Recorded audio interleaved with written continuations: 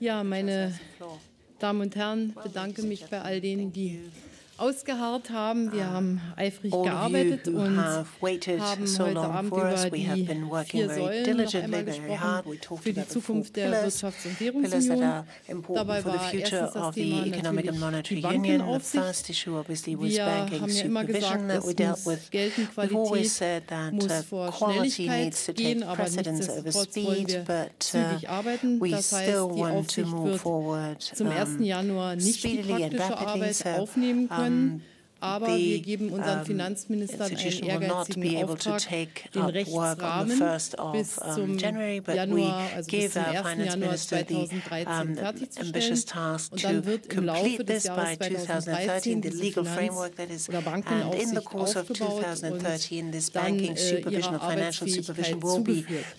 Wenn es dann um die direkte Rekapitalisierung der Banken geht, dann haben wir noch einmal festgehalten, dass die praktische Fertigstellung der Bankenaufsicht erfolgt sein muss, bevor dann eine direkte Rekapitalisierung von Banken ins Auge gefasst werden kann. Unser Ziel ist eine Bankenaufsicht, die diesen Namen auch verdient, denn wir wollen ja etwas Besseres schaffen als das, was wir heute schon haben und deshalb einerseits eben sehr konzentrierte Arbeit, vor allem auch durch die Finanzminister, andererseits aber eben eine gründliche Arbeit und deshalb der Aufbau dieser Bankenaufsicht dann im Laufe des Jahres 2013. So as to make it possible for us to have, in the course of 2030, up and running this banking supervision. We want a supervision that is a differentiated one, so there will probably be direct supervision. This needs to be worked out by the finance ministers yet through the ECB level, then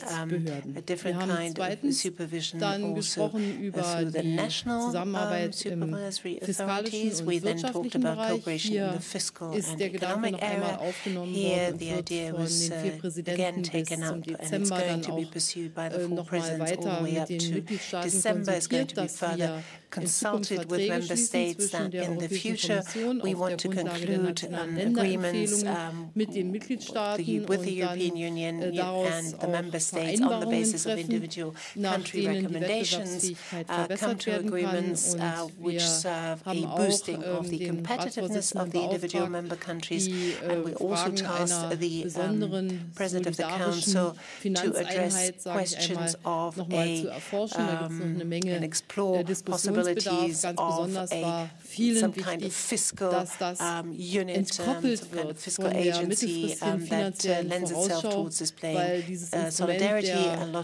einer sozusagen eines Fonds ja praktisch etwas ist, was im Wesentlichen für die Eurozone dienen soll und deshalb klar sein muss, dass das jetzt nicht die Mittel, die wir für die mittelfristige finanzielle Vorausschau brauchen, beeinflusst. Und wir haben uns dann nochmal mit Griechenland beschäftigt und haben an dieser Stelle ganz einfach nur gesagt, dass wir erwarten, dass Griechenland seine Verpflichtungen erfüllt und dass die Erfüllung der Verpflichtungen dann auch sicherstellen wird, dass Griechenland in der Eurozone verbleiben kann, also eine klare Verbindung Konditionen auf der einen Seite und der Verbleib in der linkage here between conditions and the fulfilling of conditions and theirs remaining in the Eurozone. This was our work, and since we're, after all, 27